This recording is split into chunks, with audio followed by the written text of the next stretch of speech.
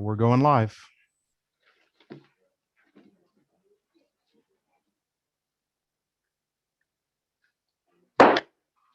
I would like to call to order the meeting of the Jackson County Board of County Commissioners for May 11, 2021.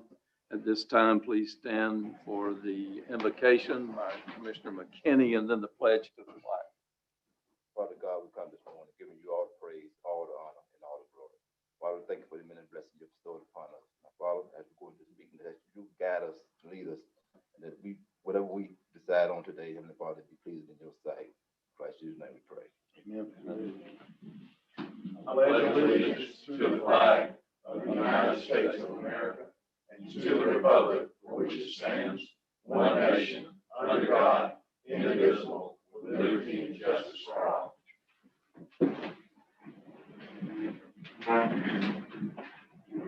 Ms. Daniel, the Yes, sir. agenda.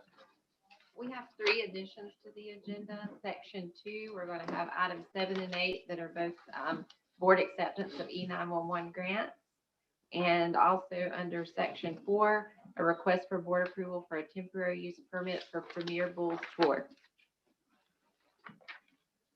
So it'll become item 9. Yes, sir. We have a packet for that, William? You should at your, is it not at your table? So it might be in your book. It's in your book. Oh, Mr. Chairman, okay. I make a motion to approve the agenda with the additions. Second. Okay, we have a motion by Commissioner Pate, second by Commissioner Donifro to approve the agenda. Are there any questions? Hearing none, all those in favor, raise your right hand. Motion carries 5-0. Okay, the next person up is Miss Christy Terry.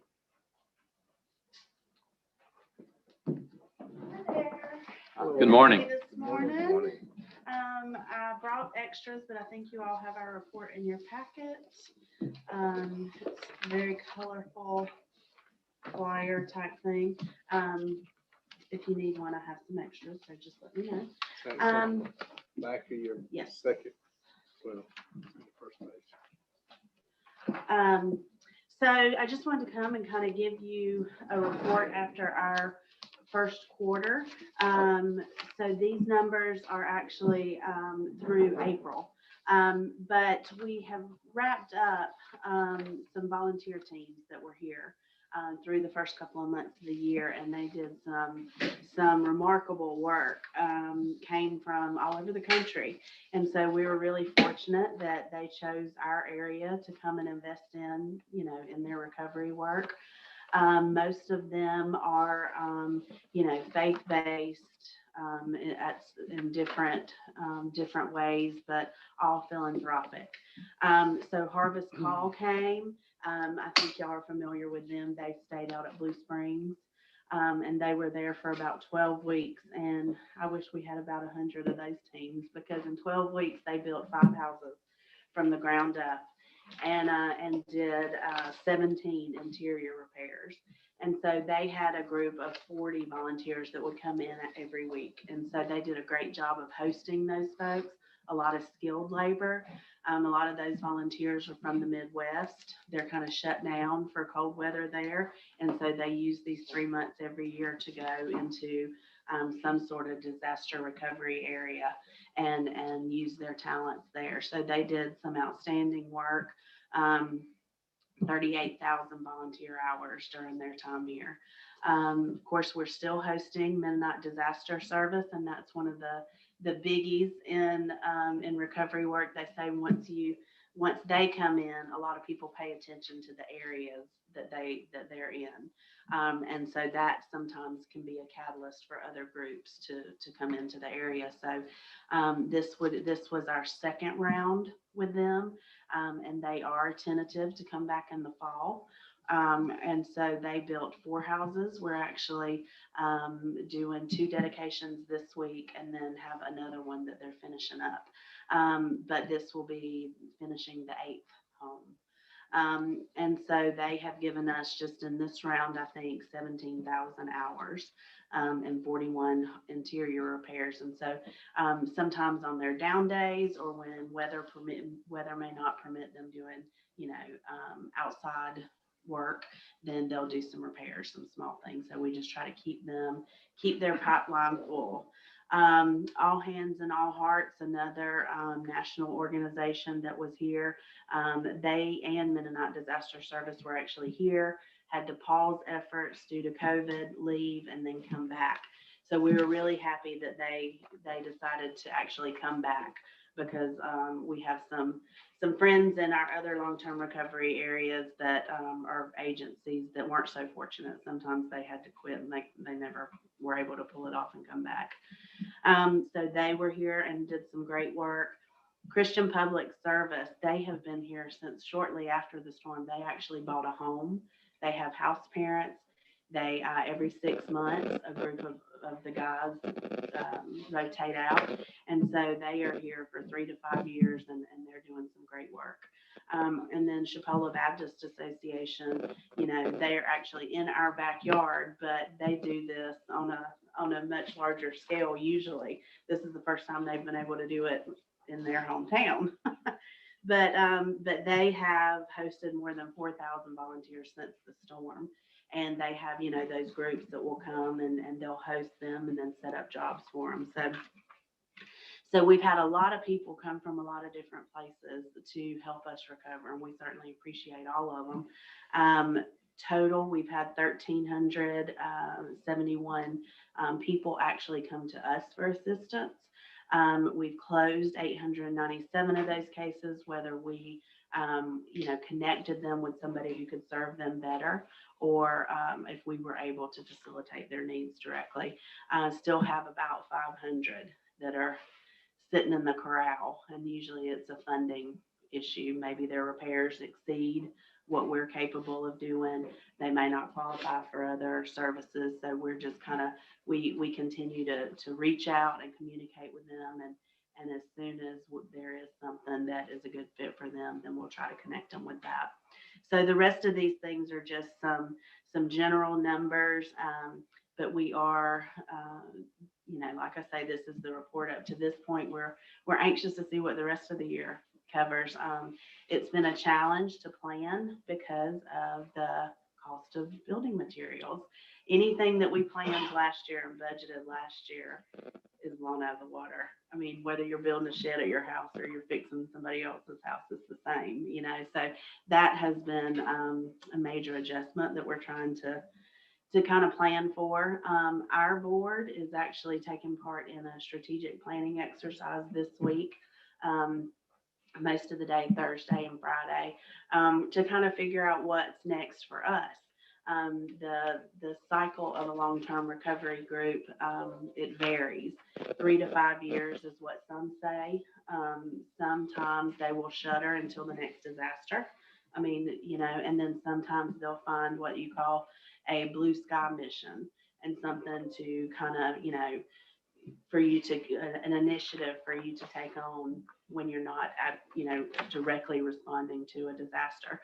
So we're going to go through that and I've been talking with Willann and Wendy, and we don't want to overlap on services that are already being provided. So it'll just be an exercise for us to kind of look at the gaps of the communities and see what we need to do. So we're looking forward to that. Once we kind of put a plan together, we'll definitely come back and talk to you all about it. Well, maybe your blue sky mission can be to help build much needed houses here in Jackson County for workers. Workforce and affordable housing is definitely the gap that I think we all recognize is there. We have been talking about that and have actually had some preliminary conversations with other nonprofit developers, because this is something that people do after a storm, especially when that housing has just been hit so hard. So it's something that we're looking into. There's a definite learning curve, and we would have to bring on expertise, obviously, but it's something that we're interested in. And if we are really committed to responding to the needs of the community, that's definitely one of the major needs. Are you interfacing with Wendy on the money that we have gotten here in the county? Yes, yes, we have been. We have had a couple of meetings and she was just telling me about some changes that you are all considering. And so I told her I was going to hang around and listen to that. It's definitely, it's a work in progress, but there are opportunities and there are definitely needs that need to be met. So we're open to helping with that. Does anyone have a question? Okay. Sherry, we appreciate everything you are doing. Thank Please you. continue. Appreciate it. Thank you. Ms. Wendy?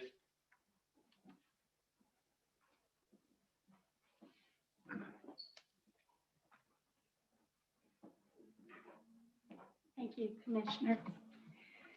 This morning, we have an update on the landscape ordinance and editing the comprehensive plan. So Appalachia Regional Planning Council has provided some consultant services through Ms. Laura Gutcher Mills. She has examined the comp plan, and so Mr. Chris Rito is here today and will share that with you. I had checked with the Department of Economic Opportunity about a change to the comp plan, and they reviewed our request and thought, yes, that's very possible. It's up to the local government. You just need to follow your procedures in changing your comp plan. So with that, I would just like to have Mr. Chris Rito come up and share with you if you have no questions. Chris, come on up.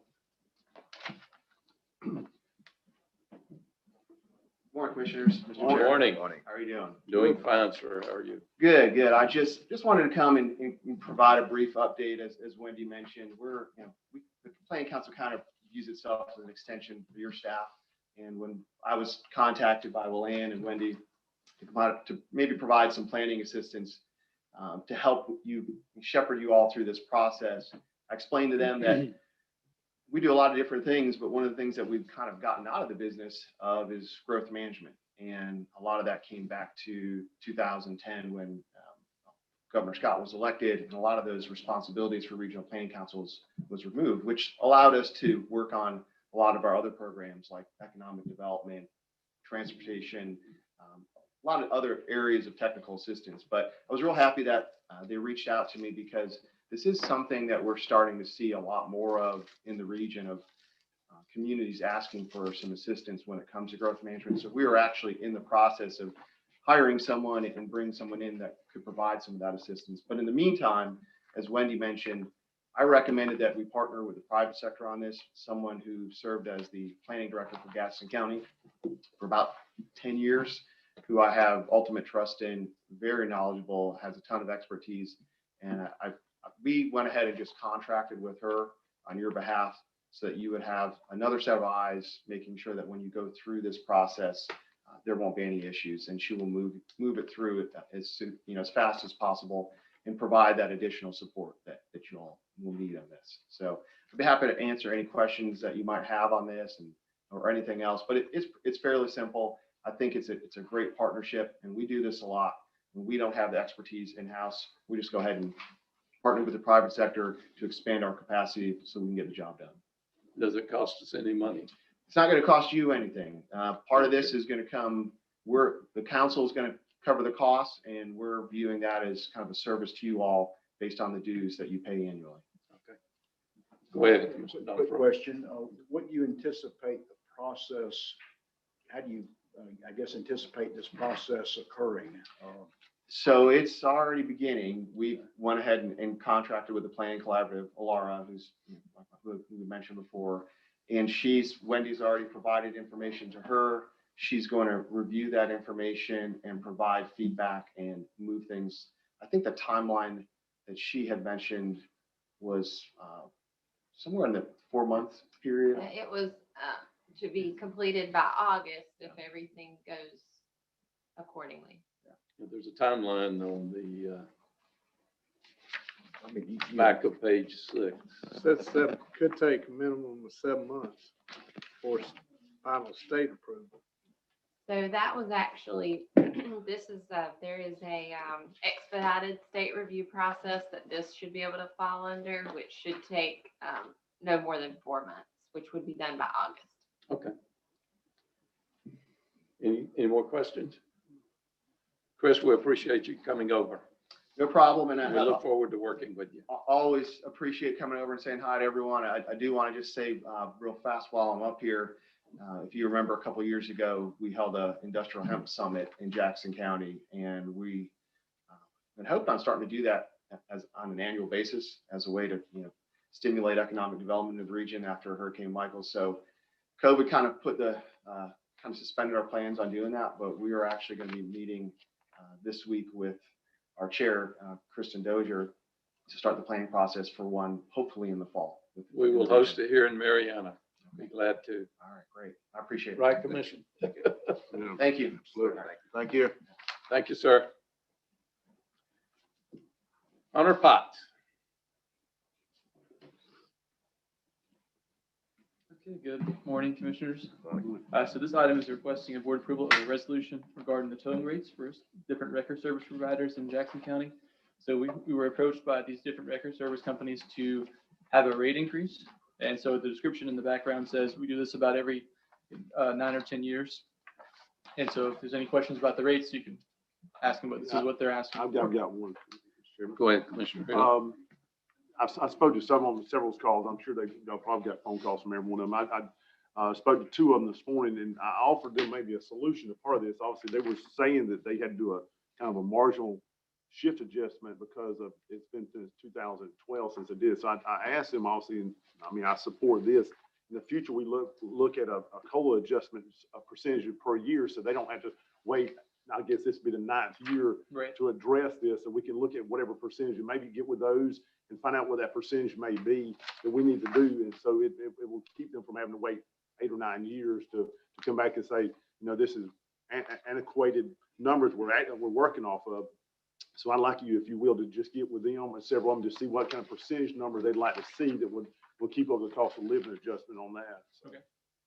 What is kind of a annual Well, cost yeah, of living increase? right, yeah, I do that. It's simply because, again, I understand from two of them that I spoke to multiple times, they just said that this should have been done a while back. And my question was, why was it not? And they just said, well, never kind of collaboratively got up with people to say, not a lot at one time, but I prefer, I'll support this. I'll actually make that motion to support it with a question. I understand, but just so we can note for the future, nothing we need to do today, I think, but look at something in the near future. All right, we have a motion from Commissioner Hill. Is there a second? To do what? To agree to the new upgraded dates. So you- Without doing any research that you were talking about. No, I was talking about research for the future. Now, He's not talking about the cost of the living going in here. No. This is that's just what all we got. future. Well, what were the rates before? So you should have it in It's there. in, It should say there's like 4 different sheets there. Class A, B, Yeah, C, and D. The current Jackson County towing rate structure and the new rates we're proposing are under the resolution. Current. And so there's really not much, 10 and and there's a 11. $25 change in the class A and B. And I didn't even know this fell within our jurisdiction. I had no clue that it looked like this would be a rotational thing with the state that they did, but I didn't have a clue that this fell within our jurisdiction. What? We don't have a second, do we? No, I don't have a second. I'll second the motion. All right, we have a second by Commissioner Donifro. How does this, I know you got a Washington County in here, but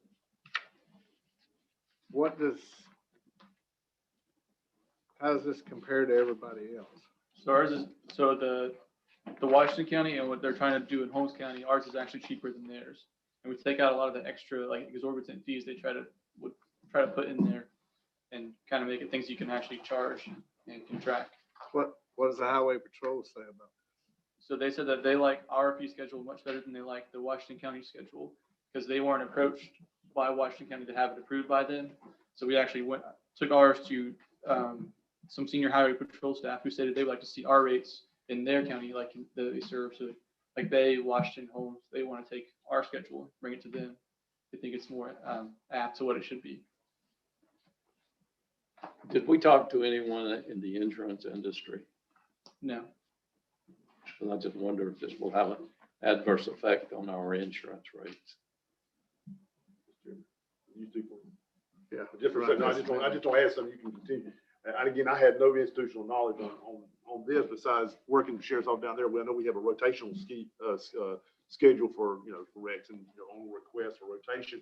But the complaints I was getting from the tow truck drivers said, listen, John Doe's charging X for storage, and that's where they were having some extra fluff, and I guess it was going high. Hmm. And so the citizens, I guess, or the owners of the vehicles was complaining to them that, listen, I had one towed a year ago and it was X, and now I went down this one, it was way different than price difference. So they was worrying about the inconsistency in the line items as far as Yeah, across so the board. before Jackson County didn't have like a set rate for like the gate fee and the extra manpower, the extra charges and the service calls and the storage after 6 hours and the mileage after the first 10 miles. So we like set parameters on that so they can't charge like extra rates.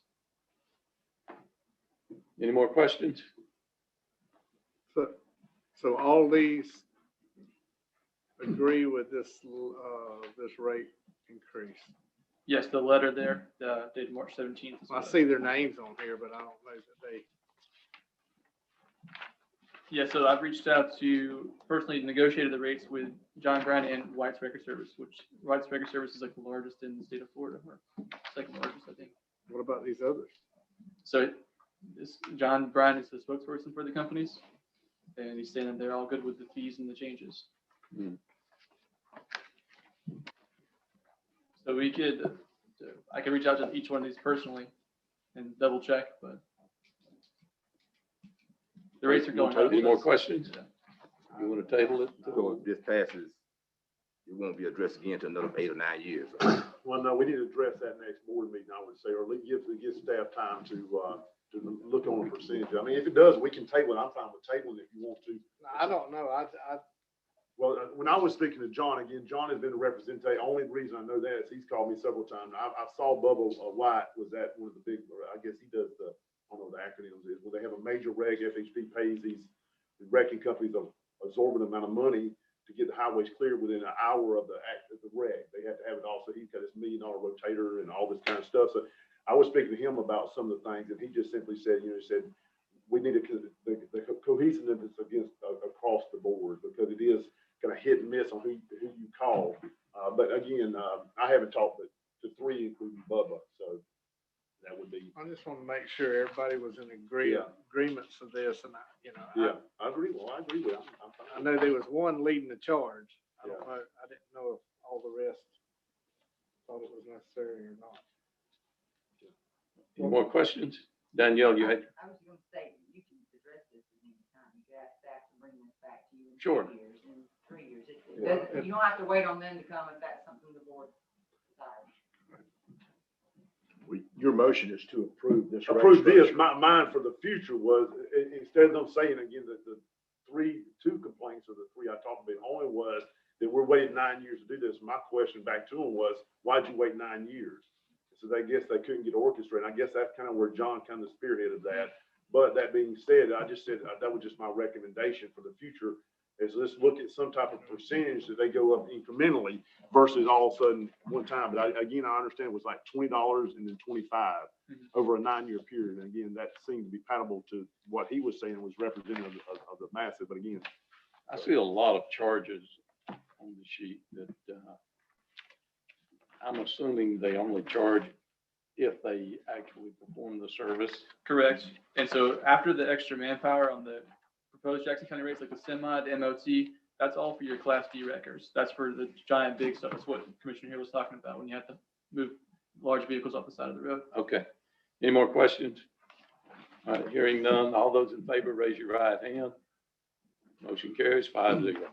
Thank you. Okay, moving on. The consent agenda items. Everyone has had a chance to review them. Are there any questions? Offer a motion that the consent agenda be approved. Okay, we have a motion by Commissioner Donifro. Second. Second by Commissioner McKinney. All those in favor, raise your right hand. Motion carries 5-0. All right, Rhett Daniels. I'm going to handle his item for him. This is a request for board approval of an amendment to FWC MOA agreement for boat ramp maintenance. And this is to add Paramore's Landing to the maintenance program.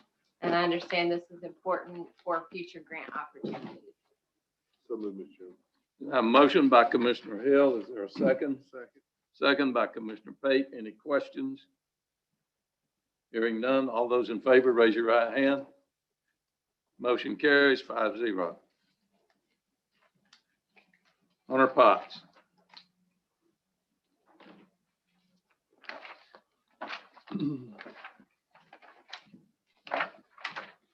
Sorry about that. I thought I had more time. Hunter Pot Show.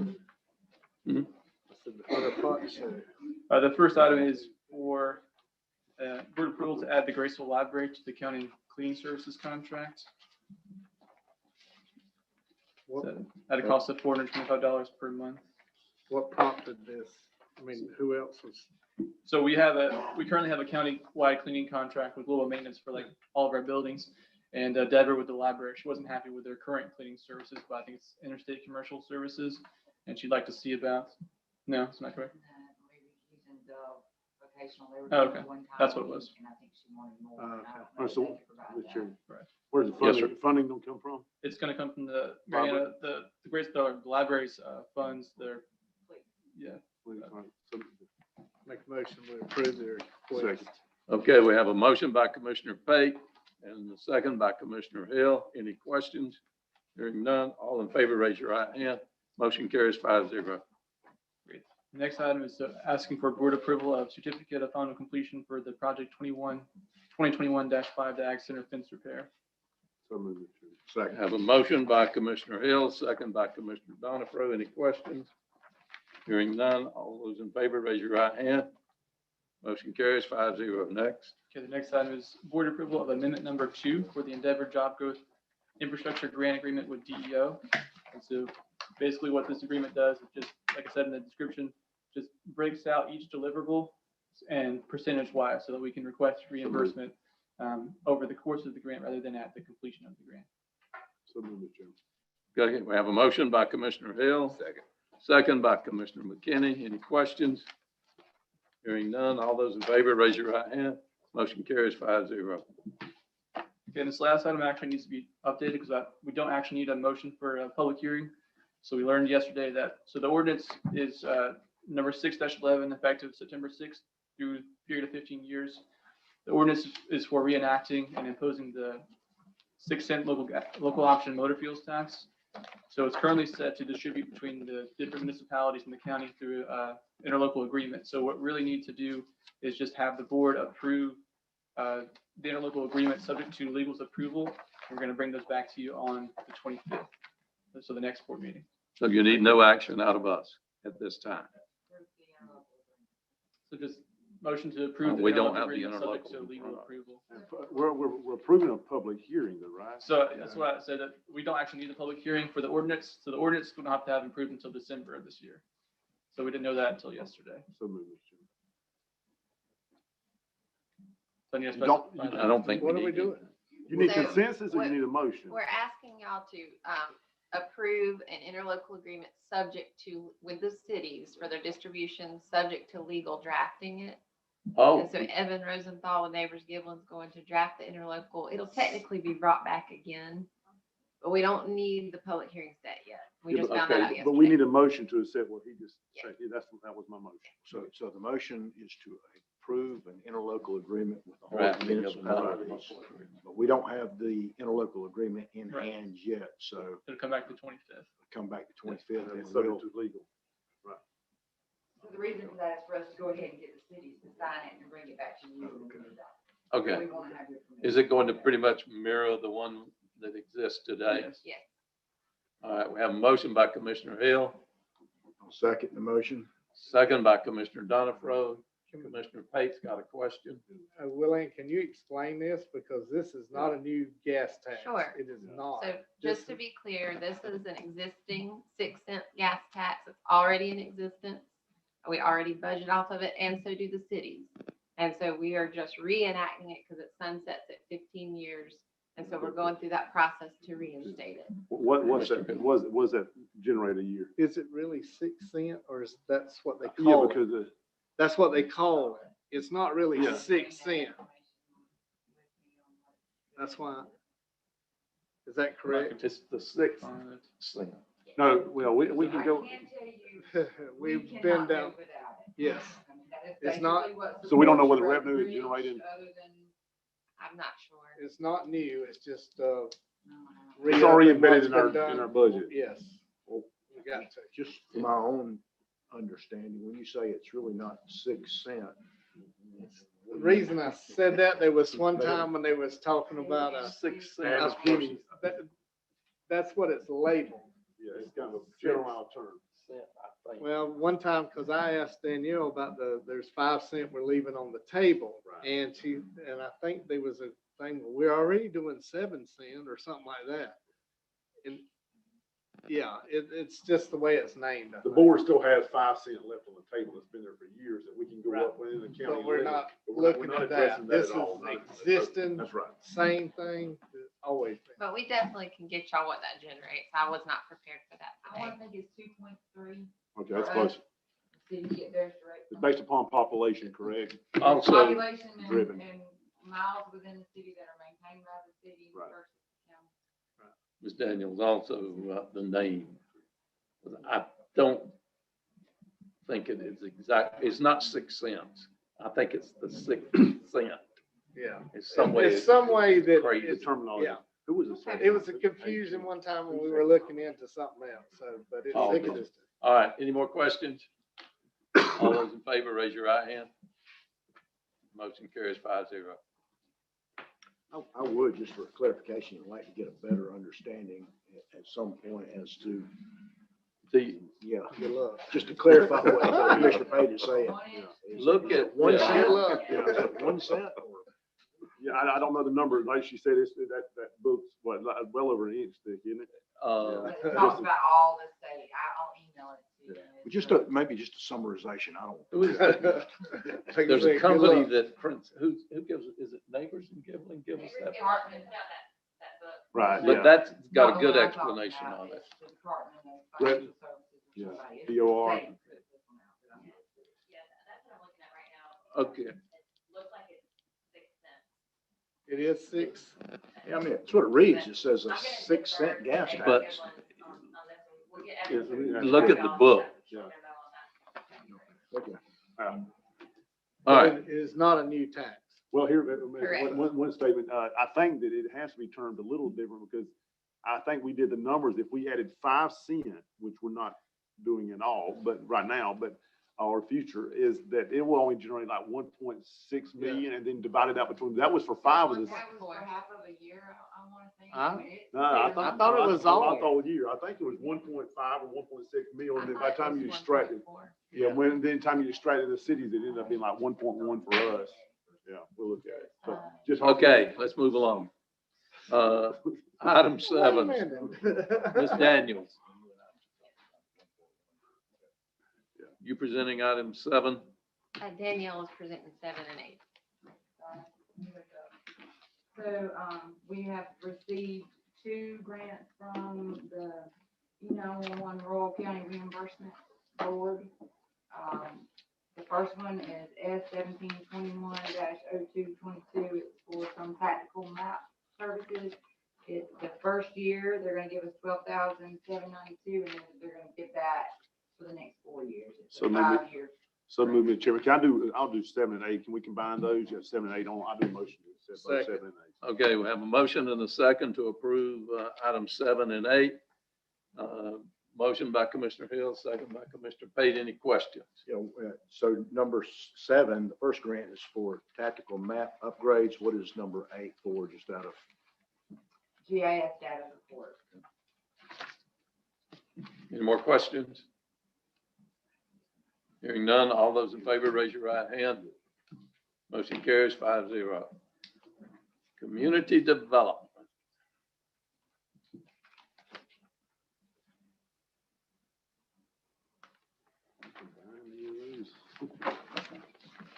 Thank you, Commissioner. Thank you. Okay, so the first item is a request to approve a temporary use permit for a festival to be known as the Emancipation Day Festival. It will be held at 4382 Winter Green Road on June 12th between the hours of 11 a.m. to 5 p.m. And the planning commission voted to recommend approval. June 12th, a Saturday, I'm assuming? Right.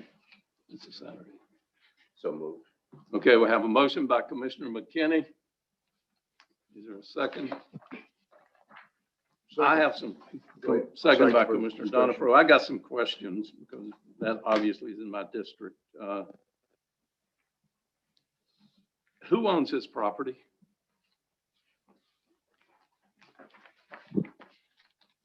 Commissioner, I believe it is not county property, but I am not sure of the owner's name. Wendy, it's in the staff report. Katrina Williams Patrick. Okay. Thank you. I'm concerned Yes. because I see a stage with, Mhm. and a DJ. Mhm. It just so happens that stage is about probably 100 yards from a house. Did y'all talk to the people that live in that house? How far did you say it was? About 100 yards. You don't see it here, but it Mhm. sits right here, just off their diagram.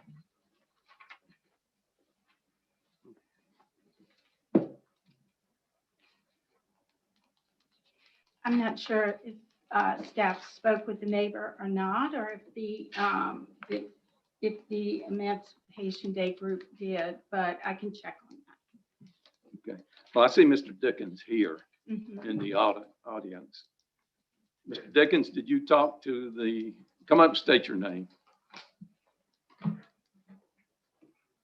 Good morning, Chairman. It's a pleasure to be able to speak to you all. Yes, I have not personally spoke to the property owners across the street, but the people that own the property has assured me that they have contacted them and they have had no issues, no qualm with us having the event. Now, the stage will be located on the far end of that property. It's about 100 acres. So music wise, it's soft music, jazz type setting, so they won't have an issue with it. They've had multiple events on that property before, and the same type music has been played, and there's been no issue. So what we're doing is a compliment to them. Allowing us to do that is offering free food and any interests in commodities, anything they may want for that event, for allowing us to do that. Are you charging an entry fee? No, it'll be free. Everything's free. Yes, sir. But the property owners will charge a $5 fee for parking. But as far as the festival itself, there will be no charge at all. How many events have y'all had out there? I've not personally, with my organization, I had an event out there, but the property owners have had approximately, I believe it's been 3 or 4 events. I know they had a Halloween event where they had a drive-in movie, Christmas event where I was the guest Grinch, and that was a cool opportunity to be able to do that. They've had a spring Easter egg hunt, which they had about 250 children, which was a big event as well. So they've had their share on that property. Have you considered doing this event at like one of our parks? Because I'm hearing from people in the community that a couple of things, noise being one of the factors, that because there's a house, not, in addition to that one, there's another one, but I know that that's part of the family that lives on Wintergreen.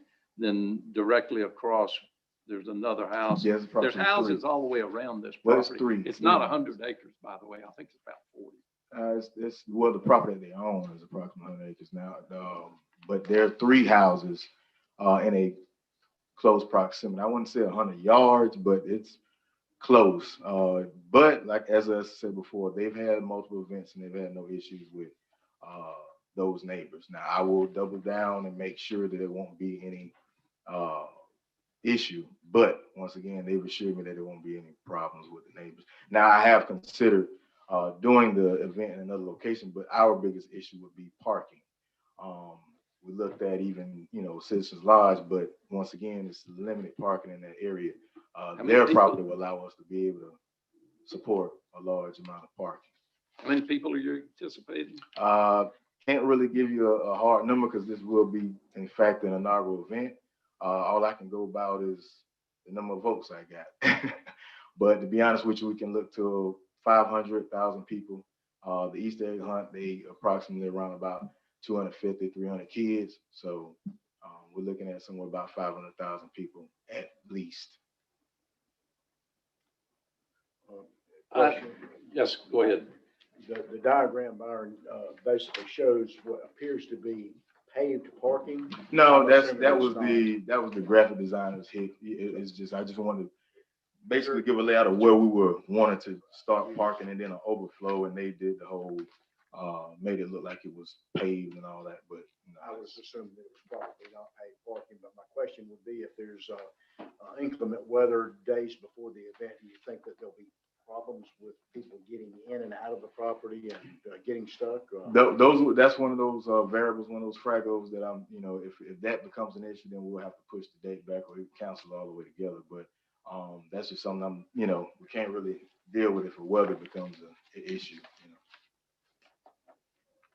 Another issue that I keep hearing is this is Ag 2 land.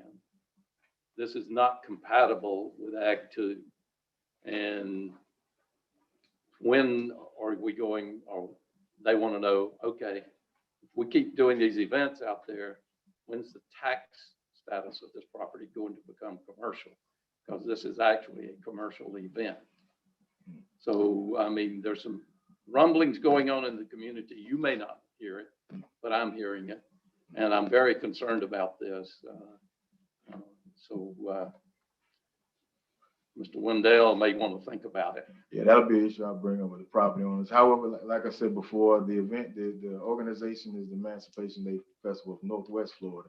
I'm just being a little bit prejudiced, if you will, to have it in Jackson County and have it in District 5 in particular. So if there's other opportunities, other places available that I can explore. You've got Citizens Lodge.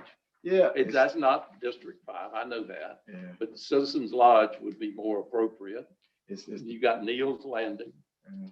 that's right there. I mean, there are places this could be conducted without disrupting the community.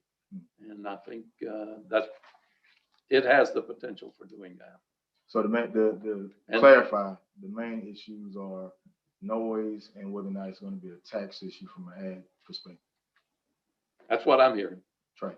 Now, I'm not against your Emancipation Day, but I think events like this need to go. We spend millions of dollars on these parks. I think that's where this event like this needs to go. But anyway, any more questions?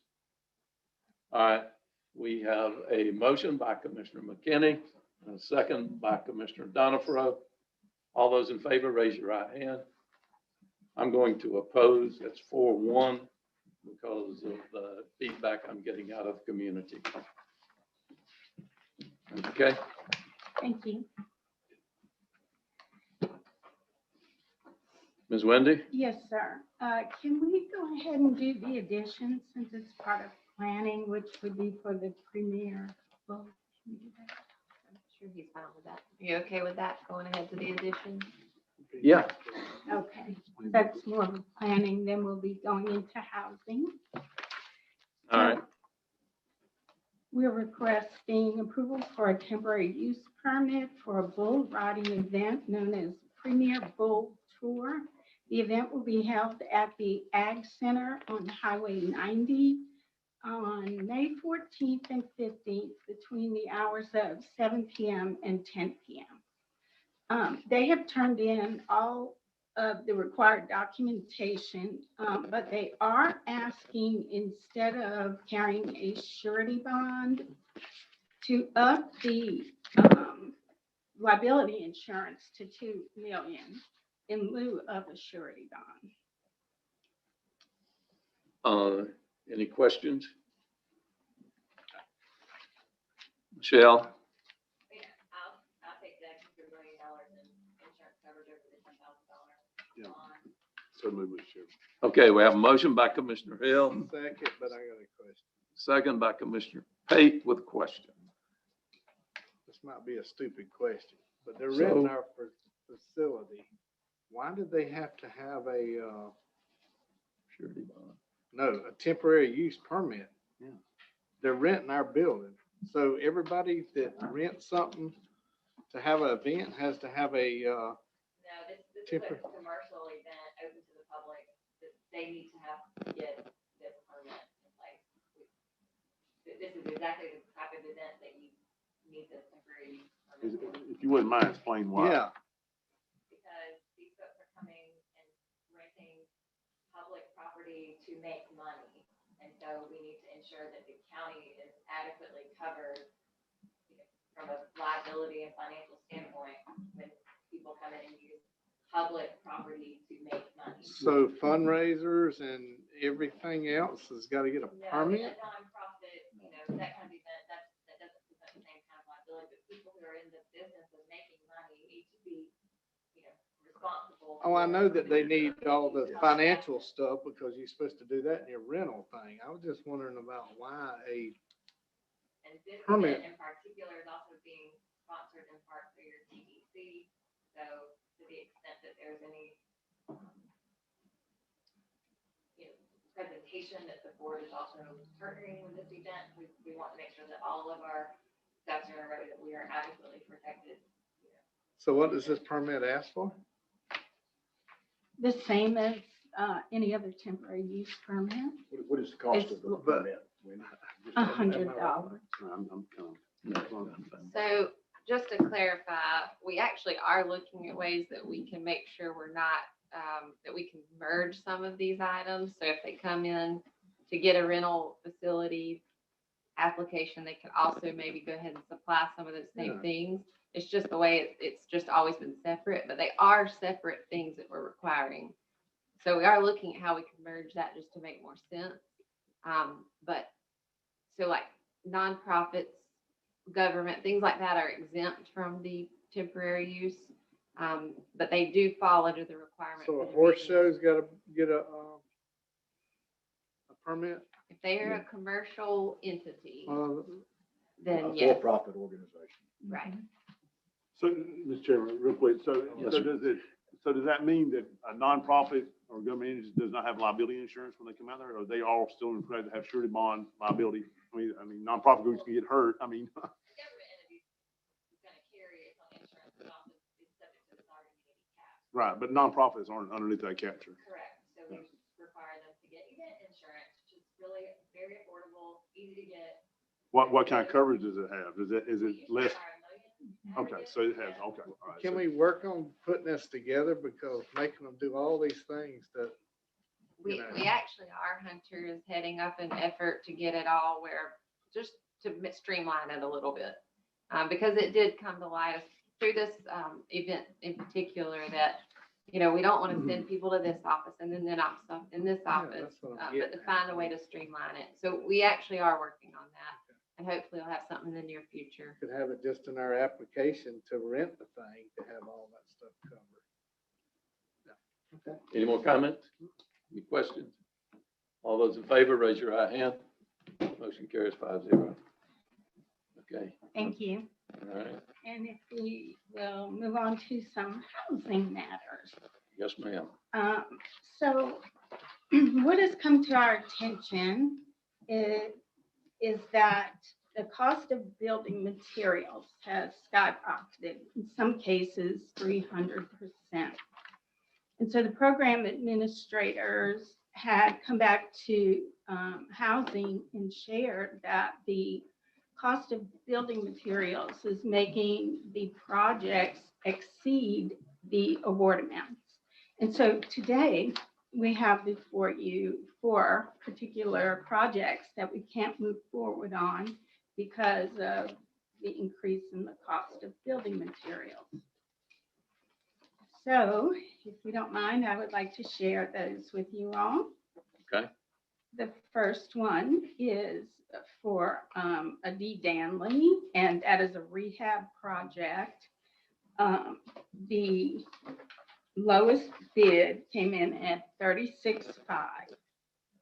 And that would put it $1,500 above. And if you all would like to take these one by one. I think we can group them all together, can't we? Okay, Have y'all all reviewed them? Was there one that was exceeded the threshold amount substantially? I have not looked through these, or were they all? They all are above. I think the percentage rates are still in the 300% margins, and so based on our conversations previously, they're all. so we have 2 rehabs, 1 home replacement, and 1 disaster mitigation that we're asking to exceed each of the award amounts. So are you asking to change the, increase the amount, and would it cover all these? I mean, On an individual basis for each one, we're asking for permission to exceed the award amount, but then we, in our next items, we're bringing before you the local housing assistance plans for the current and the upcoming to have you all reevaluate those dollar amounts. Okay, we have a motion by Commissioner Hill. Is there a second? And that's to approve. The increase on the. All four All 4 of sections. them. I'll second the motion. Go ahead. Second by Commissioner Donifro. Any questions? So just one statement. I think that it was, we had a good conversation, but I guess close to an hour and a half on this. I again, just relieve the board if it was, because I had a lot of questions during it. The cost, as everyone knows, is exponentially going up. And if we don't do these, and we don't capture these in a timely manner, we'll lose that opportunity for these people. So again, not something we want to do. I think it's just out of our control at this time to have it if we don't, so. Okay, any more questions? Hearing none. All those in favor, raise your right hand. Motion carries 5-0. Thank you very much.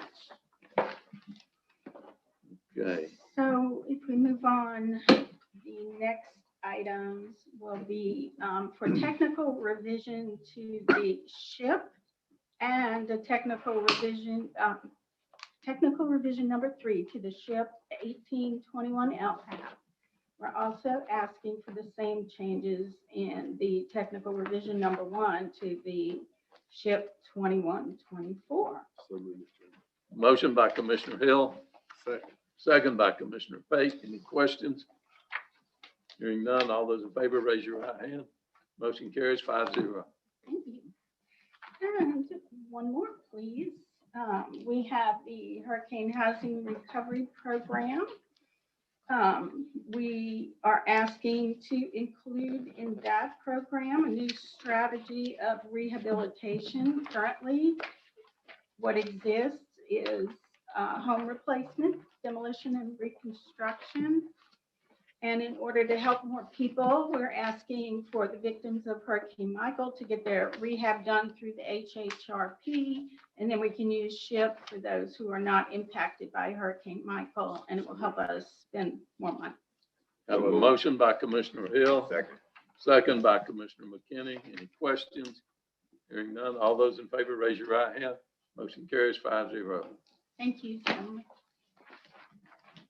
Item 9. Who has it? You did it. It was the Premier Bowls. Oh, that was Premier Bull. Okay, I'm sorry. Yeah, they did these two together. Okay, Hunter Potts. Okay, just want to give you a short update on Hurricane Michael recovery efforts. So before I start, I'll just let you know the packet in front of you is the list of the roads that were identified in the Jackson County paved roads projects. So if you just want to look at those, the highlighted ones, as you know, I'll just start back over a second. So we identified around $20 million worth of damages. FEMA did a determination memo and took about $19 million of that away. So what you see before you is there's some notes on there that have the either not found in that project or not funded by the FHWA. So those are roads that are not going to be on the newly approved FEMA scope of work, but we're working to appeal that decision. So the highlighted roads are not going to. Those are the ones that are on there currently. Okay, But they took out, like I said, they took out some other things from, like we had identified like embankment and things like that. So it's limited scope of work of what they're looking at. yes. So how many, Yes, just they have it. All right, so just clarify, the highlighted or represents what? That's the roads that are still on the scope of work. The yellow highlight. Yellow. And if it's like number 15 is not highlighted. Right. So how much money of the 25 y'all have identified in the 19.9 mil they took away from us, or was it 19 even? So like the project right now, it stands like at, I want to say 870,000. So none of these is gonna get done. Nothing will get done. Next. Mr. Chairman, I just also wanted to let y'all know Josh Norman is here also to help answer questions. Where's he hiding? Right there. Oh, come on up. We've been looking for you. Where you been? So yeah, those roads that are listed are included on it, but it's, it's mostly guardrails. So they determine the guardrails could be determined as, disaster related. The rest is under appeals, the embankments, the road damage on the road, the shoulders and so forth. So that's all been submitted. It was submitted 60 days ago. The state just recently, last week, submitted their recommendation. They reviewed our appeal. They backed us. They said, this is accurate. What they said is, should be approved by FEMA. So that went to FEMA last week. So now FEMA has 90 days. In 30 days, they'll probably send us a letter saying, is this all the information you want to provide? We'll follow that back up and have 90 days to come back with a determination. So we're basically on a 90-day clock to see if the rest of that documentation, we estimated that to actually be 40 million. FEMA estimated it to be 20. So, depending on what they come back with, that number, it's anywhere between 40 and 20 million worth of damage for 43.99. Commissioner Hill. Josh, I still yet to get a clarification answer. I know that there's been some issues, but I based upon this upon printed press. Washington County has advertised in public of $150+ million roads being done 50 to 200. to 200. I still can't wrap my arms, and I assure you, I'm not the only one. The citizens are hearing the reverberation. I'm sure maybe in the western side more because they see the publication on that side. Can you give us, this board, any clear answer why? I don't know the percentage of damage they had. I know that in the southwest part of the county, southeast part, I guess, of their county, maybe some damage, nothing to our extent. And when we see that, I mean, it's all, now again, I don't know if that printed advertising article was anywhere justified, but to say that I think there was only 2 counties, maybe 3 that actually had the entire eye come over them, and we're one of the 3. I don't know about one of the Georgia counties, but I still can't understand our lack of money coming to this county after this, and we're 2 years, 8 months after, and it's to the point that now we're almost willing, it's not even looks like it's worth even pursuing any money from them. I say that facetiously, but why is there a difference in that? I mean, well, for specifically the difference between Washington County and Jackson County,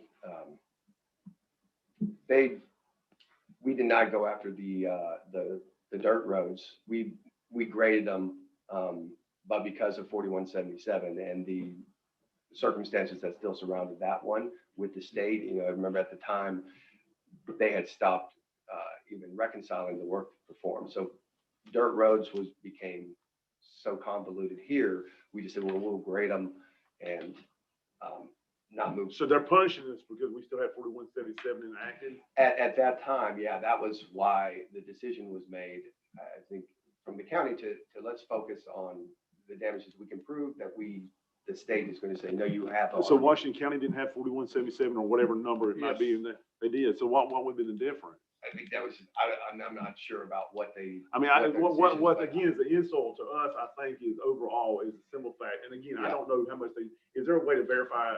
We've looked at one of theirs, so, and then we can extrapolate out based on, we know the policy, the way they approached it was the same way you approached it in 4177. Material loss in the ditches. They built it out. We're going to grade. We're going to do exactly the same way. FEMA actually came back in and recommended they apply a different cost code, a regrading cost code, which sort of elevated the unit price, and that gave them the ability to go in. Why didn't FEMA recommend that to us? in 4177? You know, either one of them. Or, And- no, Hurricane. and that's what we basically, so if we could fast forward to 4564, we are following that same approach, and we are in that process right now. Well, and my dilemma is I wish the Hurricane 5 will know one, or Hurricane Michael, or the Right. extreme. It's just like, I belittle no one for getting what a penny more than they deserve, but Right. we deserve every penny we deserve. Right. And I think that the fundamental element now is that it's gonna be hard for us to swallow. I hope I'm speaking for most of the board, if you wasn't here during 18 when Michael was here, that if we're looking back in the rearview mirror now and looking that we somehow did not get on the boat, that the neighboring county that didn't have probably, and I don't want to throw a numerical value out there, I know they didn't have 50% of the damage we had in Right. Washington County. I agree. But we took a blunt that's probably shared by only a few counties in the past, that we're going to be suffering because we didn't do something right, or we're not getting reimbursed. And that, to me, that's almost like malfeasance on some aspect, because I cannot justify or find any rationale to say to us, why is this county potentially, I say potentially because I don't know for sure what that number they don't truly get, Right. versus reality. I just know that it looks like our numbers were dumbed down to 20 million, and then not only was it dumbed down, they cut our throats at $1 million. And that is really the aspect of my question is, where can we justify getting more money, even if it's 40 million or 20 million, and do the project type that Washington County is doing? Is it too late? Is that boat sailed? We did identify the dirt roads. I mean, there's a potential that we can go back and say we had these damages. Again, at that time, we identified them, and then the Right. decision was made.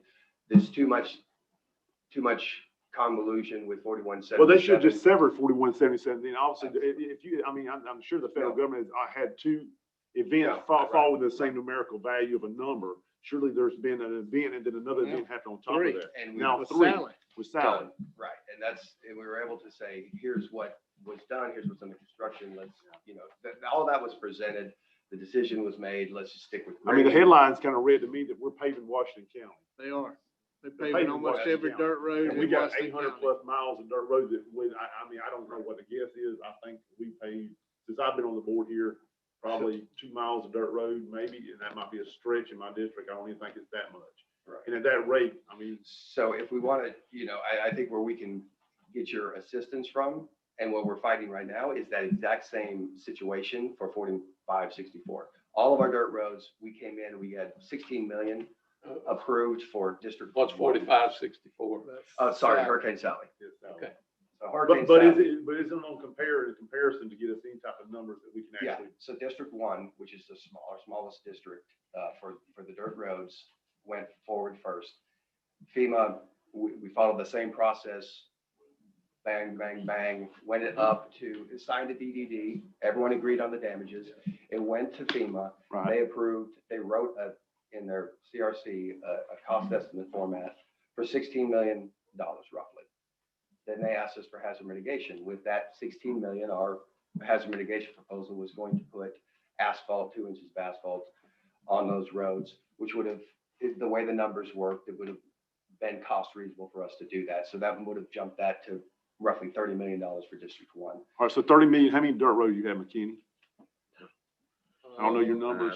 We had those. Total. Oh, you have- Hundred, So what I'm saying is proportionate wise, that's what Yeah. I'm, just my question, Yeah. proportionate wise, where are we gonna get each district, every district to get something that we can put something on top of brown So dirt? our goal was to do exactly that, and Okay. is to go, so 31, so let's say there was 200 or 150 in District 1, District 4 might have had 350 or 400 roads. And you're talking about 800,000 a mile, so I'm gonna do the math on that real quick. I think that's about average cost now of a dirt road to, you got Just Sweet a Pond, I quarter. know what's your cost now for a mile? Sweet Pond will be different. Yeah, because we're you've doing done the a lot base of the work. According if Right, there's any Kenny? drainage Yeah, and that's stuff. right. But here's our dilemma. So they wrote that PW, we're on the path, we did District 5 and District 2, I believe, we signed those. We're moving forward. FEMA stopped. So you had to do every district individually? You Yeah. can't just submit each one of them as a Well, whole we've or done them all. individual? as a We've whole? done them all, Okay. but. as So how a- much as- money you calculate in the whole now? You said 40 million, which would not touch. No, 20 miles of road. So, in Jackson County, I mean, Washington County, you establish what you're gonna get to repair it, and then you apply hazard mitigation, which would be basically almost doubled it. So we were looking at like 70 million was our initial estimates for base damage. And then with that information, we're trying to add the hazard mitigation to make it roughly around 140. So I have all those numbers on what our expectations were. Those expectations are now running into more FEMA issues, which we were on a call yesterday. Representative Dunn's office was on the call as well. They are trying to establish the pre-existing condition of the road to justify the loss. So we've already identified the damage, FEMA's agreed to the damage, and now we're in a situation where we have to justify that the damage occurred based on pre-existing conditions. So you're, again, potentially saying we may get up to 140 million. Yes, but we're gonna need, it's gonna take a fight because they But saw what they but it's did. the same fight that Washington County had to fight. They didn't fight. accidentally- They didn't fight? No. Right, so FEMA's realized what they did, and now they don't want to do it. So anyways, we have that as a baseline. We have, hey, you just gave them this. You gave a county that didn't have near the damage as us and overlooking us, and that's my basic question. And it's Hurricane Sally, we really do have the supporting fact pattern that shows the amount of rainfall and the duration was even more intense than Michael, was more intense than 4177. You know, all those patterns show. So Washington County also we had got that. hit harder on that than us. Wasn't it Yeah. further Yeah, west? it was west. We So actually- where in we the also process in put- Washington County, are they approved for X number of dollars, or do we know? I mean, I can't tell you. I know where it was. I mean, somebody did a press release on that. I'm sure it a wasn't. few- Yeah, it was in the process. Now, I've heard things that they've asked them to stop, and then they've stopped buying material, and so, and all I speculation. can't get material. Yeah. They tried to Right, do it I all think at it- one time. I think they did Yeah. it wrong.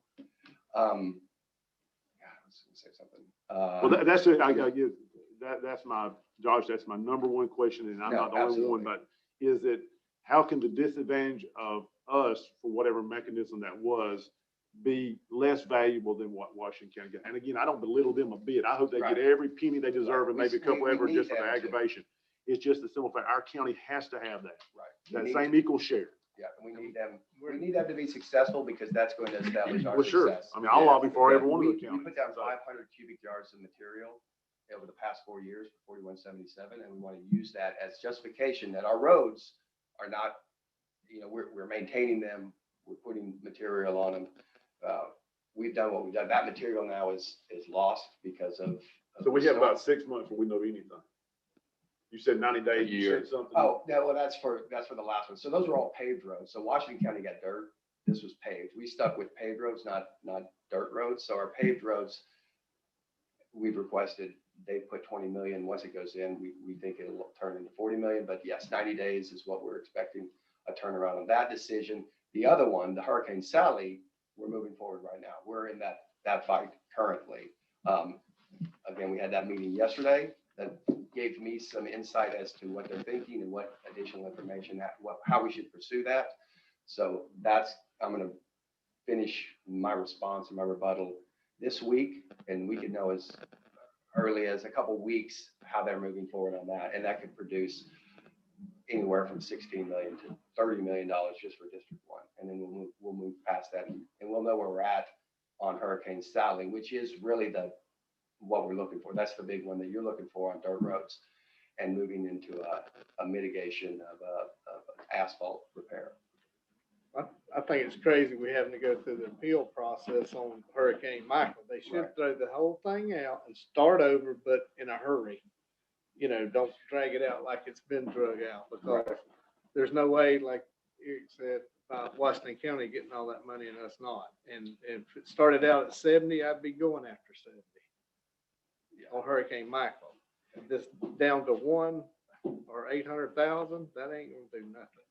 So they really, Yeah. And again, that was just for the guardrails, which is not even accurate for them either. That's not an accurate number for the guardrails to repair. So they're kind of wrong across the board. Whatever we need to do, lobby, whatever, I think that, I'm just trying to think, we're 32 months out, not quite that far. We're 2 years and about 7 months past this date. Right. And it's just, again, absurd to me that we're having to sit here and talk about Hurricane Michael this far out, when other people are, seem like they're further along in the ballgame, but Yeah. we'll see. Yes. All right. all And my potentially, I mean, we can certainly go back on, I think that they mentioned that they wanted to look at our dirt roads again for Michael. So if they want to Well, open and that again, I can, agree with that, Josh. if they want to open that can, we can open that can. Well, I mean, that's the problem that I think they don't have in diagnosing that is that besides aerial shots, I know for a fact that the satellites flew over the area, the October 13th, the GSA, and all of them did it. Google Earth has. How can you extract something that our grader guys, our road and bridge department, diligently worked on very hard to repair as fast as they could afterwards?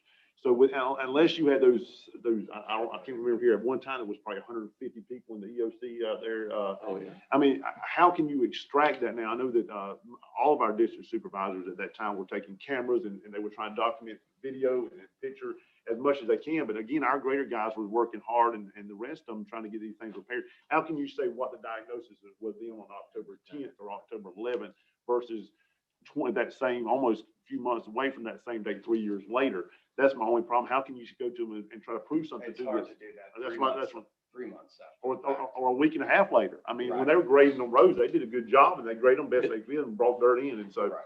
Well, invite them to come look at dirt roads in District 5. Okay, well, And they can examine all of them they want. we have looked at all the roads, all the dirt roads, so that from Sally. So I think we're gonna probably capture some of the things that were overlooked in Michael and Sally, but we have to stick to our guns, and I think you make a compelling case, and I think the more. well, we just people can't hear leave that anything on the table. I mean, we won't never want this shot again. I wouldn't wish this on 3 generations Right. from now. But we also have to recognize that we can't, the opportunity we did have, we gotta have seized carpe diem every moment of that. Yeah. And so I know y'all are, but it's frustrating to read and have people call you trying to explain the financial differences when, Yeah. there was so disproportionate. Again, Washington County got hit, but there's so many other counties got hit a lot worse. 4177, Yes. where are we?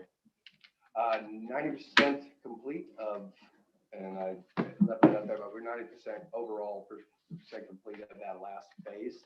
I could and I can, based on your availability, sit down with each of you on that district and with Danielle to show here's where we're all financially, what you've completed, what the state has validated, the next stage of it, and then what's that bucket remaining PW by PW. So we have that, and I have created reports specifically for. When each can you do district. that? Is this week? If you're available, if we have. Y'all like to sit gas down? available. I do, Absolutely. because Absolutely. I've got some roads I need to, Yeah, I was gonna say, I don't know that it's that important to me. but- Yeah, District 3. With that actually, book we is that don't have thick, any- yours was about that right there. Yeah, we don't have any, so It this was. is 4. Coordinate with East Daniels. I could, are you prepared We're in today? this group, I think. Oh, I yeah, have absolutely. something that I think of, I can give you a ballpark Oh, yeah, today, absolutely. and I can tell you what the extra is. I I don't just don't need- have it by road. I don't need a ballpark. I need exact, because I'm ready to So finish Fred, mine. I've got all. Are y'all thinking about a meeting at the end of this week or y'all want an individual thing? Cause I need the Individual. individual. Yeah, okay. I was gonna say individual, so you can, so we also want to look at each road within there, so if there's any sort of, craziness where the state has validated 10,000, but you have $100,000 in that road, I want to know from you, are we good? Do we walk away from that road, or do we use the extra money on that road? You sure? Kenny, will you be available next week for this meeting? This week. Oh, this week, that's right. Yeah, next You week. should have mine. Yes. I mean, Yeah, what you was have left is just a 13, maybe? No, less than that. few roads Small that's already project bid out, so you know what that cost is gonna be. And you Yes. should have all that. Yes, I think For mine. we're good on you. And we're really good on almost everyone else. Hunter, on this sheet, you said that this is separate, I know, but on this grade, the grade indicated what now again? Because there's one right on here that said not on list. This is one that was chosen on the Scott program. I just made That's a why check. it's not on It's that on the list. list, okay, so I didn't know if it was still a game for somebody. I just want to make sure it was known that it was being done. Any more questions? When for are we Josh? talking the end of the week, Josh? We talking end Yeah, of the week? so over the next couple of days, I'll set up a schedule for Thursday or Friday with each of you. And we'll go through that, and Danielle, if you're available, I'll make sure you see all the numbers. and- I need a Thursday. Yes, yep. And Oh, that don't come out of District 2. When, Doesn't come out all of it. what Pretty nice day, project. Oh, I know. what day would be better for you guys? Thursday afternoon would be Thursday. better for me. That's what I was thinking. Thursday, right Thursday. after lunch for me. Afternoon, Yeah, I'd probably about middle afternoon, Thursday would be good Perfect. for me. We'll I'll do coordinate Thursday on- Well, we morning. can do it another day. I mean, just Yeah. individually, do it. I need to get back and look at my calendar. We do have District 3 for the Hurricane Sally. And But he has something, I Commissioner like Lockie, well, he has, It's like a team.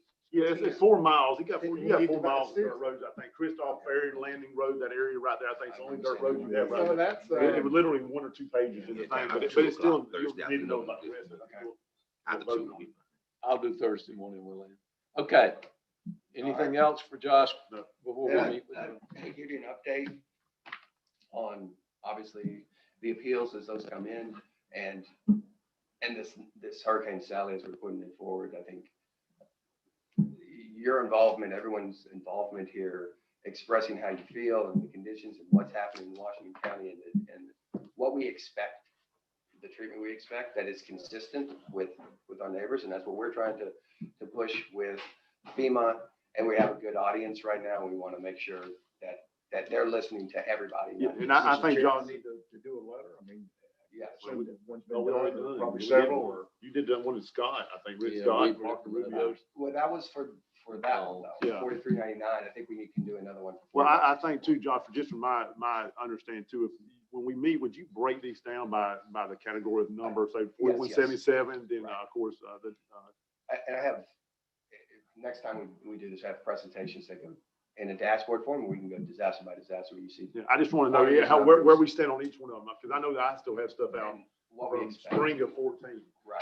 so. Just real quick, just for 41. Yes, a sir. thumbnail clarification on Hurricane Michael. Mhm. FEMA's position was, and I read the letter real quickly, but FEMA's position is that any of the damages that occurred on any of the paved roads as a result of debris removal didn't qualify for reimbursement.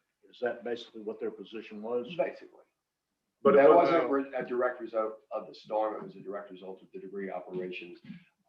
And that the contract said it's the debris hauler's responsibility to repair it. So we made the legal argument. If you haven't seen the appeal, you might want to read that as well. So one, the roads, the actual pavement is different than the embankment, different than the shoulder. So there was a lot of compartmentalized damage that need to be addressed separately.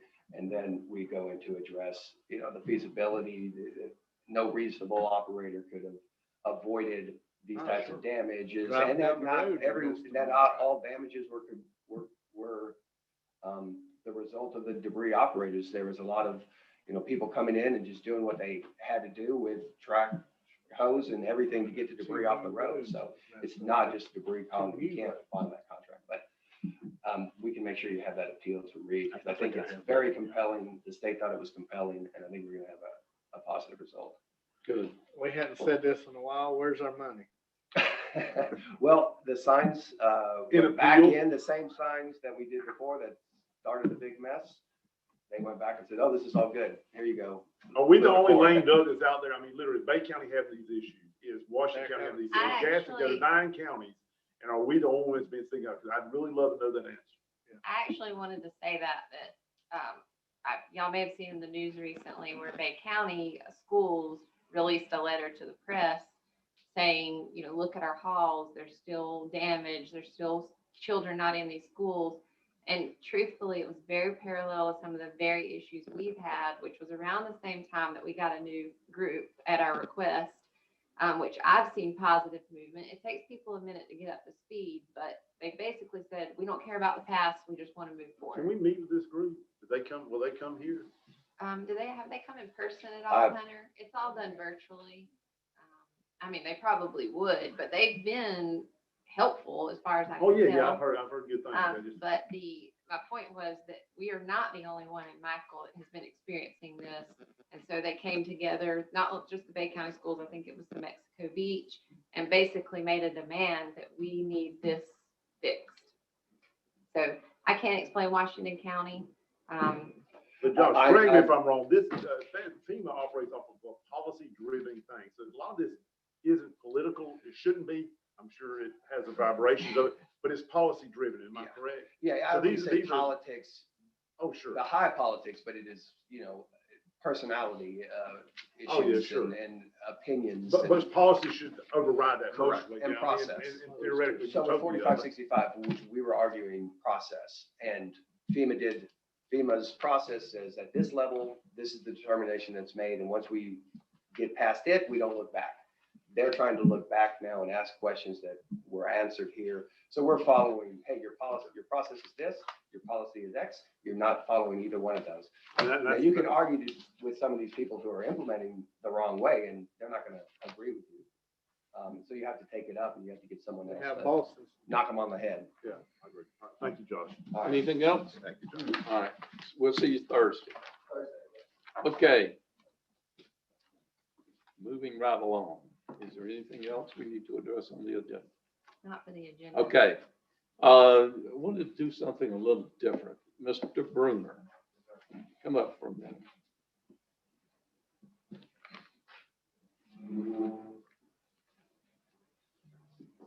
I asked Charlie to come in and tell us about an incident where we spent some money and he saw positive results. Yes, sir. Thank you, Mr. Chairman, and Commissioners. Just wanted to share, it's very rare that we get the opportunity in our line of work to hear positive feedback, especially from some of the most serious cases that we run into.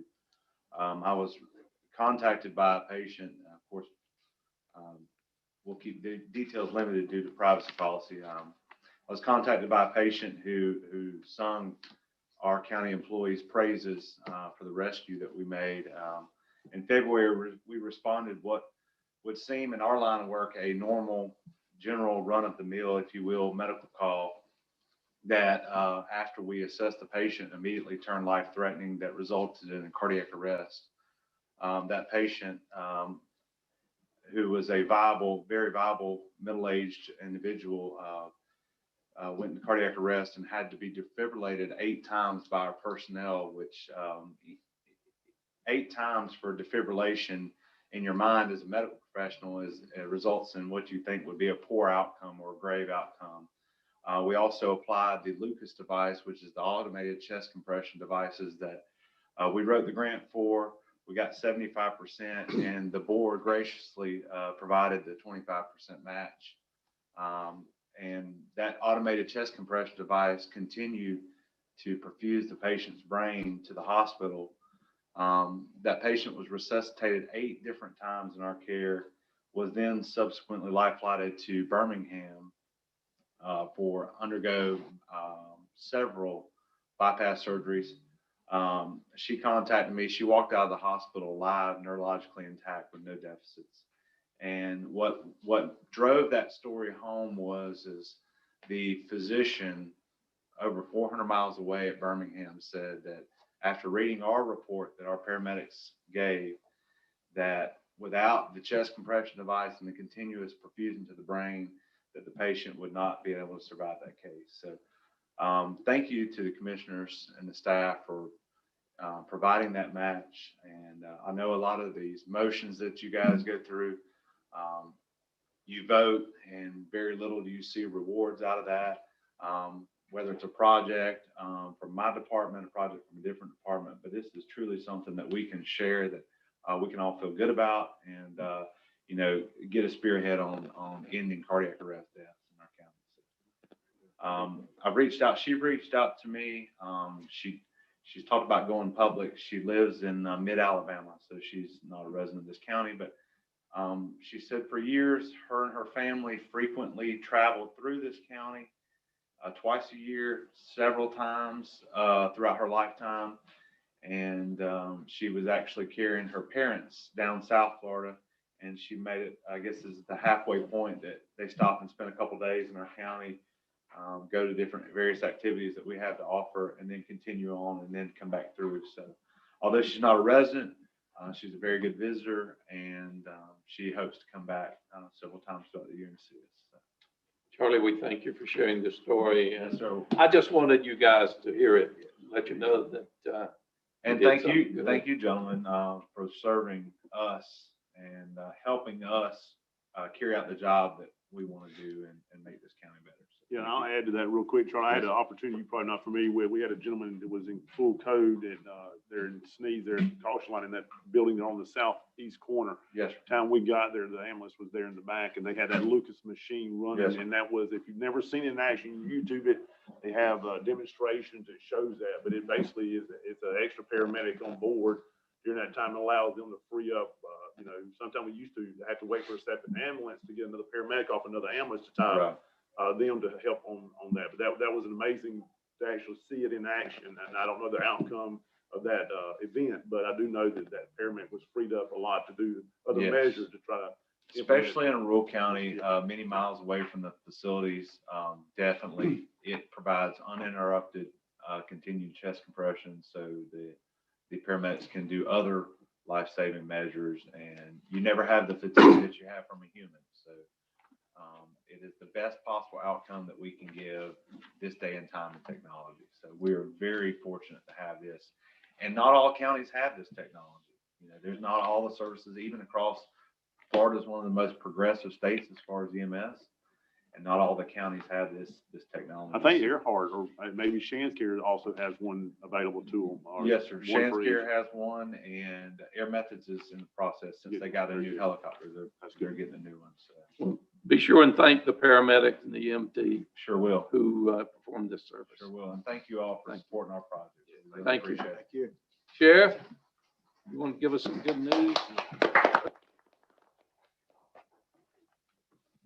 Chairman, Commissioners, we appreciate the opportunity to come speak to you guys every time we get a chance. We pride ourselves at the Sheriff's Office on being transparent. And anytime we get the opportunity to brag on the men and women of our office, I want to do it, obviously. Our tracking K-9 unit that we recently established, give a couple success stories on it. Probably a month ago now, we had a gentleman in the St. Rose community that suffers from dementia. He went missing from his house, walked away, and his family tried to locate him and were unable. And he'd done it several times, and they were always able to locate him within a short distance from the home. So they finally reached out to us, and we came, several officers and investigators responded, as well as our helicopter, gotten on the helicopter, and our tracking K-9.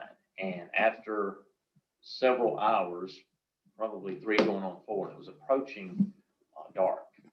And we were all looking everywhere we could think of, and the helicopter was in the air for the whole entire time. And obviously I was praying, do a lot of praying. Pull your mic up a little bit. There you go.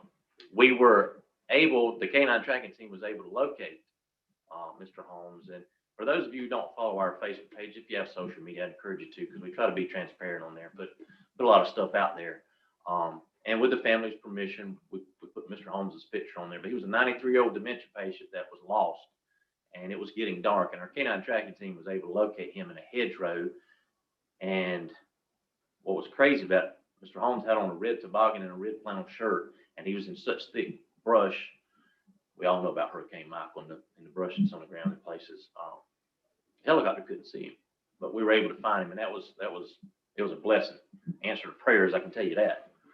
And just as recent as last Saturday, the Sneed Police Department had an encounter with a gentleman that he was a felon, several pending felony charges, and they knew he didn't have a driver's license and attached tag not assigned. So attempted a traffic stop, he fled, wound up being involved in a traffic accident over on Sand Basin Road, just off McCowan Mill. So we dispatched our K-9 tracking team, and after a couple hours and a mile run through the woods, and a lot of people don't understand, track somebody a mile through the woods after Hurricane Michael, it's thick. And so the dogs actually got out in front of the handlers, but that's the advantage of having the Beagle puppies. You don't have to have them on a leash like the old bloodhounds. So long story short, he was caught, found in possession of a stolen 9mm handgun that he was in constructive possession of while he was on the run, on the loose. Also stolen items were found in the vehicle he was driving, and further investigation revealed some other items that he was involved in the theft of. So we caught him with a 7-month-old Beagle puppy. Wow. Yeah. not even the best dog, but will probably be the best dog we have at some point. A puppy caught this guy. So that was somebody that did not need to be on the street. And it was a total team effort. FHP, when we get involved in things like this, you guys from FHP come running. Sneeze PD were there, our guys, total team effort. We're also excited about in the last, I know we've talked about it before, about Inspire Technologies, our IT team that we signed on to work for us. They've actually came in since the last time we talked about it, and they did a total lockdown and shored up some security issues immediately, and saw some things that we were paying for that we didn't need, duplicating services, and that's going to save us a little there. And they've been a breath of fresh air because we went a couple months with no IT. We had one IT person that took a job elsewhere, so, and he sort of helped us along the way, but it's a breath of fresh air, and they've came in and did a deep dive into certain things, and they're working on bringing us to where we need to be. Currently, we're the only sheriff's office in the state that piggybacks off of FDLE for, we don't have our own domain name for email. So we're piggybacking off of FDLE for that through CJNet, but we're gonna work on that too. And we appreciate the vote last commission meeting for the CARES Act to support our dispatch console. That's huge. It's going to bring us into 2021, and we're just excited about being able to serve people. We work hard and about. We want to be that sheriff's office that's out there in the public, not just when somebody's going to jail. So we had the opportunity a couple times last week to serve. One was with the Jackson County Education Foundation. We were able to help with that. Smoked 1,300 or 1,400 pork chops. We were up at 3 a.m. for that. And then a couple of our ladies we sponsored to help in the was it Habitat, the women build last week. So we want people to know that, law enforcement, we do more than just take people to jail. We appreciate all you're doing. Absolutely. We appreciate you guys' support for sure. Shelley, you have anything? Yes, I have a special guest to introduce. Okay. This is Mr. Jeremy Mutt. He joined my firm last month as a counsel attorney. He's going to be working with me on litigation matters. He has a private practice in Tivoli. Come up, Jeremy. Morning, sir. Say it to state his name for the record. Yeah. Good morning, Commissioners. It's good to be here, and I appreciate the opportunity to serve with Michelle and handle some of the court litigation. I've already handled a couple civil forfeiture matters on behalf of the Sheriff's Office and look forward to handling more issues. We've got something going on with Compass Lake in the Hills and other things I think we're making some progress on. Give us your name again. Jeremy Mutz, and my practice is in Chipley. My office is in Chipley. I live in Holmes County. Okay. Grew up in Fort Walton Beach, so I'm from the Panhandle, and happy to be here. Well, we look forward to working with you. Yes, sir. Just don't lose a case. We want 100% back rate. Well, that's how we always want to go into it. I think Michelle's got, why don't you have 100%? Sometimes the case, Ed. No. I don't think so. Yeah. Very good. That's what we strive for. That's right. Thank you, sir. Thank you. Thank you. Ms. Willan? I just have really something to make sure we have on the record. We have a bid that minutes where the board approved it. And so just to clean it up, we'd like the board to make sure it's on the record that County Road 167 Fairview Road is awarded to Gettler and Gettler for signage pavement marking, and they were the lowest bidder. That's when I share with you, right? Yeah. And that's for striping and everything. What was the amount? Have We have a motion by Commissioner Fate, second by Commissioner Hill. Any questions? Yeah, what was the low bid amount? $362,351.70. It was a safety project through the DOT. Yeah, that's Yeah. right. Okay, any more questions? Hearing none, all those in favor, raise your right hand. Motion carries 5-0. Yes, ma'am. That's all I have. Commissioner Donifro? Have nothing. Mr. Hill? I just have one thing. I know our road superintendent is no longer with us, but I do want to ask the board to let's look really hard at our engineering and superintendent position to see maybe where that needs to go in the near future. No, I don't want to motion, I'm not gonna make a motion, but we need to look at that on a bigger scale. That's all I have. We definitely will be reviewing that. Commissioner Pate? I have nothing. Mr. McKinney? Just to echo what Commissioner Hill was talking about, the structure of the superintendent and the road department, we definitely need to look at that structure, on that particular job. And also, Mr. Jones, where we at for us, AMU Road? You have, okay, great. I appreciate your efforts and everything you've done for me over there. Okay, all right. Thank you, sir. Anything else? Mr. Brooks? Danielle? And I have nothing. We have a special meeting. Did we cancel that? We took care of it? We addressed it here. in the Okay, regular so meeting. we're finished. Right? Very good. We are adjourned.